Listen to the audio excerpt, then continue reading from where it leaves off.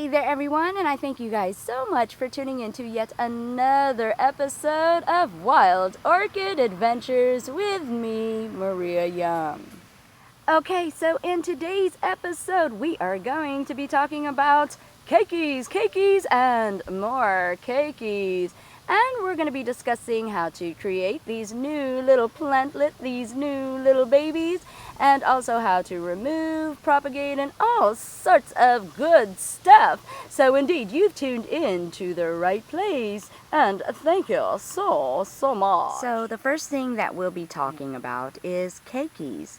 And keikis is just a simple term meaning babies or baby new plants. And these baby new plants can be found growing from the base of the plant, from the middle or the sides of the plant, as you see here in my Dendrobium phalaenopsis, from the very top of the plant. And you can find some keikis that actually grow right along the flower spikes, as you can see right here. Or they can also be found growing off of an old back bulb or cane. Here is one which is a dendrobium that actually grew up from a cane that had broken off, fell into the medium, and as you can see here, several keikis grew on it, and there are actually 5 that I counted. So indeed, they will do what they want to do. And this orchid is known as the Dendrobium antenatum, part of the spatula or the antelope variety, where it has very curvy, spirally petals, and it mimics actually having antelope horns. So very happy to get this one, and it actually had about 4 spikes at one time, and to my horror, all of these spikes actually bud blasted, so I did not get any blooms from her. But the awesome thing for me is that it did create 2 new growths. One was right here, and the other one is right here. Now, the unfortunate thing for me, folks, is that I actually broke off one of the new growths. Another heartbreak. But folks, guess what? I was very fortunate in the fact that orchids have the potential to really wanting to survive and grow to the best of its ability. So therefore, if you do break off one of the new growths, it still has a possibility of growing more new growths. But not only did this decide to throw off a new keiki, it decided to double the pleasure and actually give me 2. Right here. So indeed this doubled up and decided to give me 2. So look at here. I now have 3 keikis on this. That is going to be well good to go and hoping will be blooming in the next bloom season. Okay, so for the keikis that do need to be removed from the mother plant, I know, inquiring minds want to know exactly when would be the appropriate time to remove these keikis, right? Okay, so the removal of the keikis is really going to be all up to the grower and what they feel most comfortable with and at what stage they feel safest to remove their keikis. But I'm going to give you some of the rule of thumbs to removing your keiki. Okay, and your basic rule of thumb for removing your keikis is actually having the keiki where it has a good sustainable size and the roots look healthy and are at least 2 to 3 inches tall. Also, going back to the foliage system, just as long as the leaves are healthy, have enough foliage system to sustain it, and is at a healthy growth point. Now this right here I would say is about 5 inches tall, and of course the root system on here is about 3 inches. I myself would think it's safe to remove this at this point. Now this keiki right here, although it is at a decent size, about like 4 inches, and has a good amount of foliage system, if we take a closer look at its root system right here, we are going to notice that there is only but one, and it's so small, it's just the start of a root here. So for this little fellow right here, I would actually wait until I even entertained removing this little guy. Now, another thing that you should note when removing your keiki off of the mother plant, that the longer that the plant stays on the mother, it is more sustainable and a lot more healthier to grow on its own.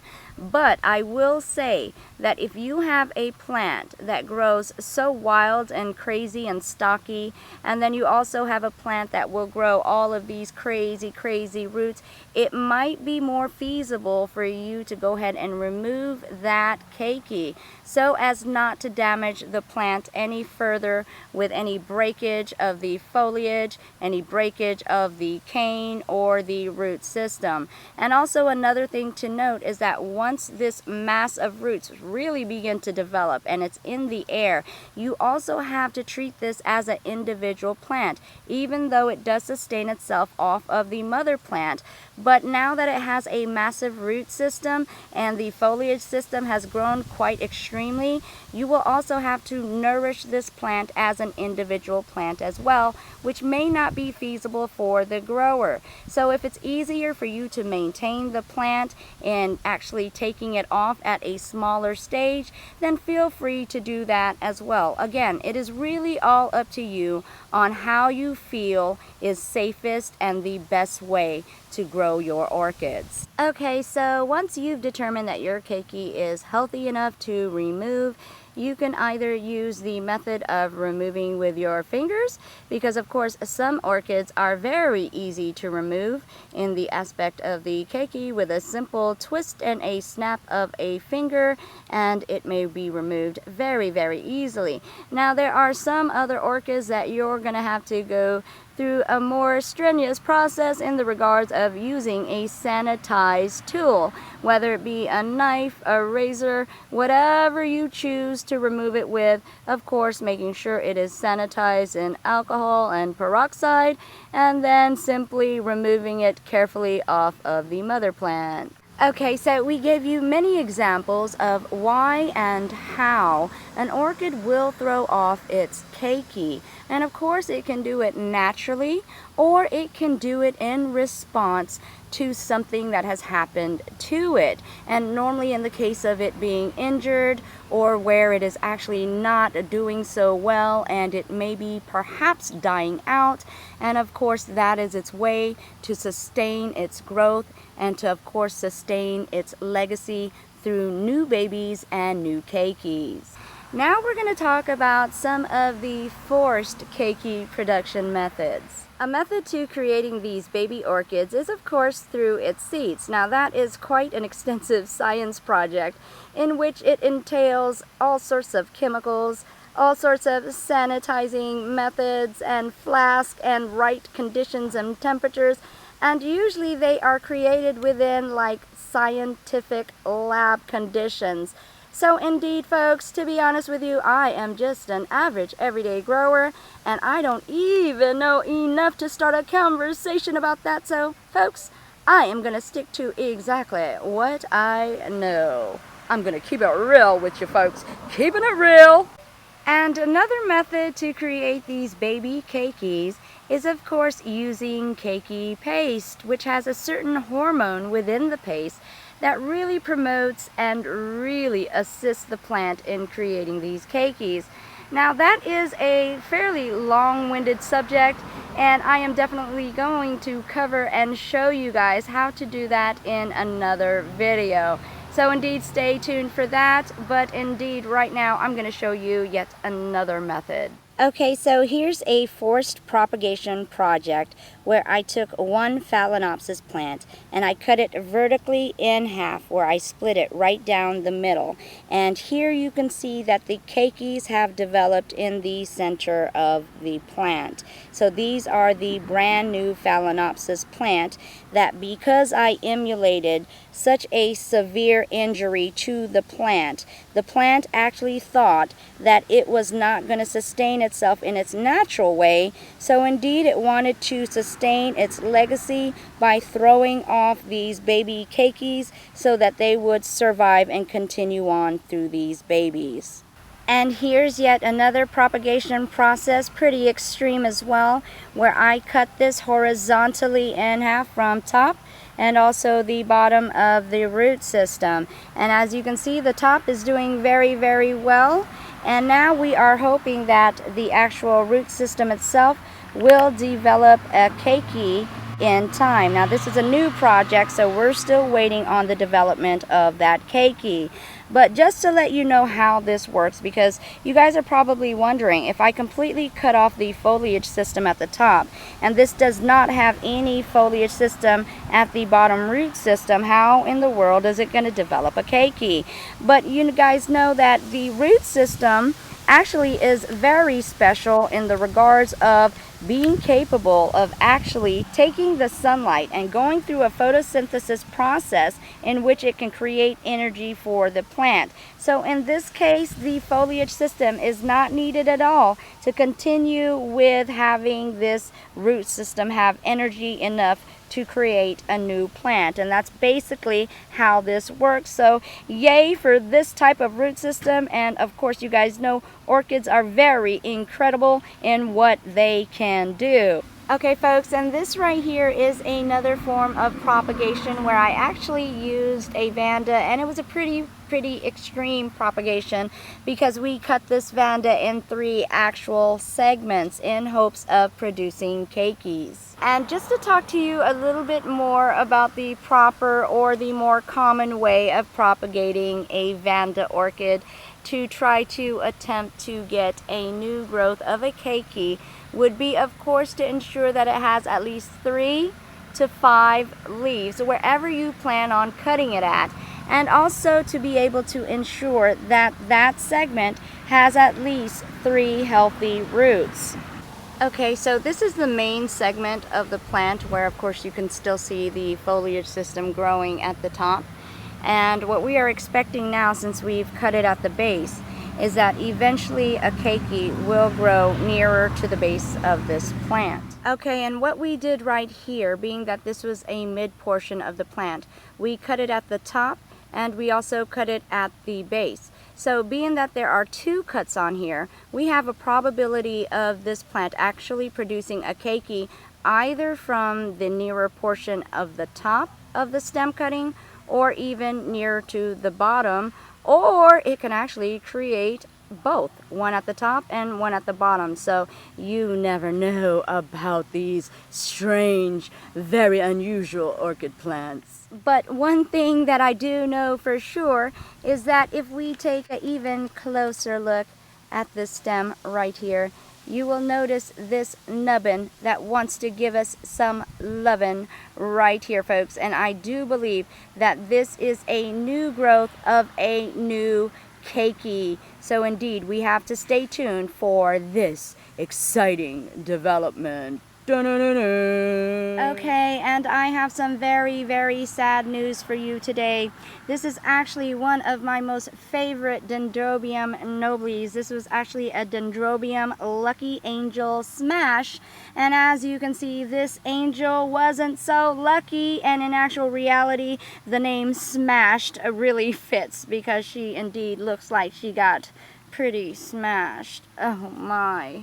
Okay, so looking closer at what once was so healthy, this cane right here you can see is really just rotting away.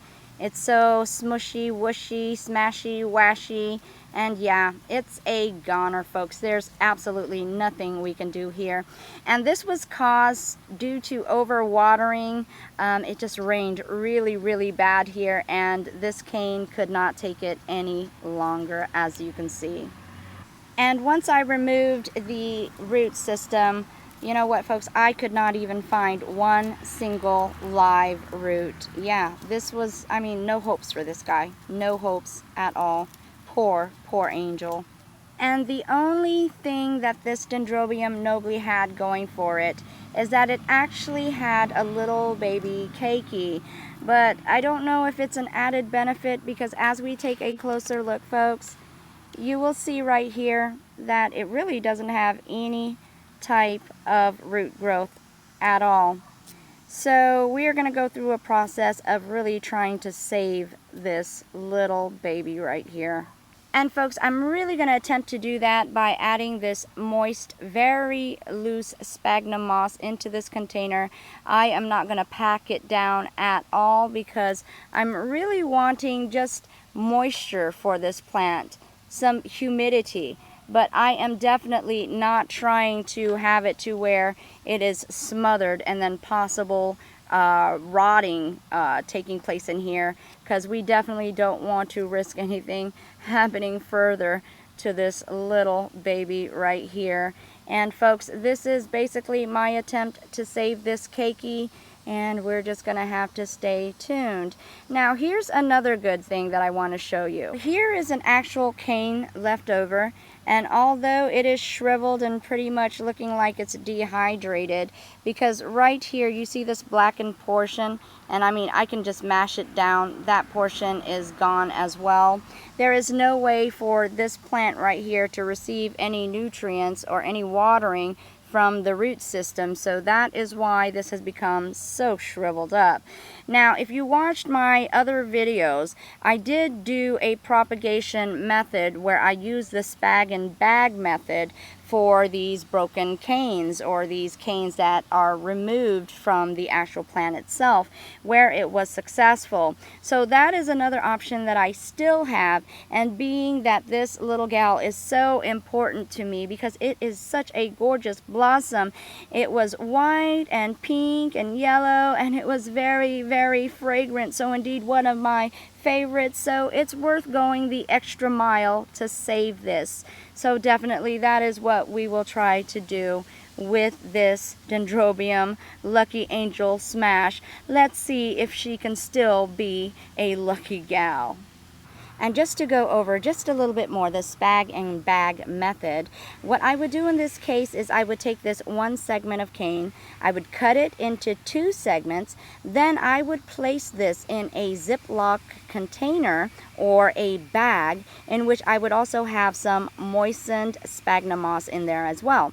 Then afterwards I would actually seal that bag and keep it in a high light area. Of course, no direct sunlight, but somewhere where it's going to remain warm and it's going to add that extra moisture for these segments that I will place in there. And I would leave them in there for about a month and see if we can get some new growths or some keikis off of this cane.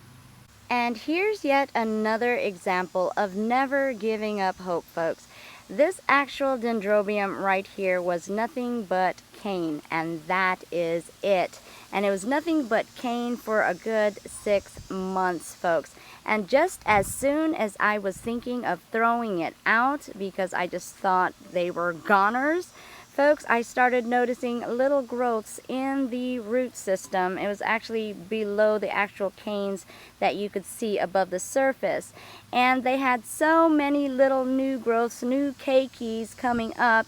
And now I actually have 4 keikis on this plant that I thought was surely dead. And with that being said, folks, never give up hope. Enjoy, embrace, and love each and every adventure, and know that indeed you are more than capable. Okay, folks, and that ends this episode of Keikis, Keikis, and Keikis. I thank you guys so much for tuning in to yet another episode of Wild Orchid Adventures with me, Maria Young. And if you learned something from this video and you like this video, please be sure to give it a thumbs up. And if you want to stay tuned for more videos such as this, please be sure to subscribe. Now you can also join me on my Facebook adventures at My Orchid Adventures on Facebook.